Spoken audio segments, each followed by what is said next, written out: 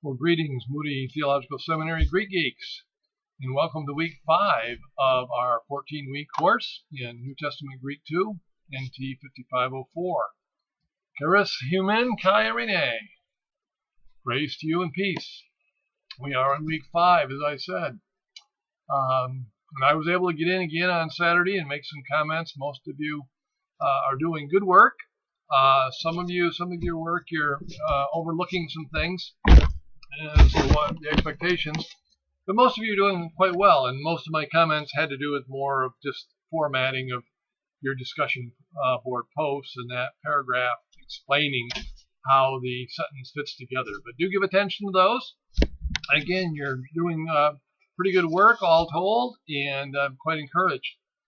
Once again, how are you maintaining that good self-discipline study schedule? That's going to be key to doing well, whether you're learning Greek or Hebrew or really any language. And there's a motivating memo here again for you this week from George Mueller. Just as you read this, wherever it says Hebrew, you read Greek, because what's true for one biblical language is true for the other. And all these remarkable Christian leaders, George Mueller, known best probably for his orphanage work in Bristol in England. So do take note of that. Here's the week's work. Again, do go to the week 5 tab and be sure you're accessing that. Be sure you're getting all the correct information. But I think it's all here for you, just for the convenience. As far as objectives this week, you need to recognize the form and understand the basic functions of the present adverbial participles. Participles that can be challenging, so do give due attention to these. Pronounce the Greek text accurately, memorize frequent New Testament Greek words, translate portions of the Greek New Testament, and open and navigate through the Lexem Syntactic Greek New Testament sentence analysis. Your reading this week is going to be 2 chapters in Mounts, chapters 26 and 27. Your listening will be for those same 2 chapters. With Dr. Woodall, you're going to view his Lexem Syntactical Greek New Testament sentence analysis in Logos, and then parsing and translation for chapter 27. Your workbook is the complete workbook chapter 27, parsing 1 to 10, warm up alpha to eta, and a translation 1 through 7 and 9. Your pronunciation will be translation 10. You're not doing that for your homework, but you will need to read it. For your pronunciation, that's actually Romans 3:21 you'll be reading, or at least part of it. That is in the workbook, so do read it from there. Then you won't be confusing things.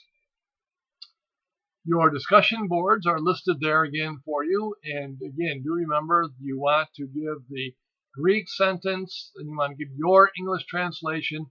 Then you ought to give that short paragraph where you explain how the sentence is fitting together based on the form of the words and thus how they function in the sentence. In other words, which is the subject, which is the verb, are there adverbs, adjectives here, what do they agree with, all that sort of thing. Again, a brief paragraph. I just want to see that you know, based on the grammar, how this sentence fits together. And the grammar meaning the form of the words, and because of their form, therefore how they're functioning in the sentence. And then once you've given that, then again your parsings like you've been doing. You've got quiz 5 dealing with chapters 26 and 27 of Mounts. And then you got my normal things here in the announcement reminding you of what's included each week in general. Then items about the discussion board again. And finally the late policy. Let me back up and at least verbally here again remind you that when you reply to one of your peers, please do 3 things. In your replies to peers, number 1, you want to compliment them for any good insights they provide.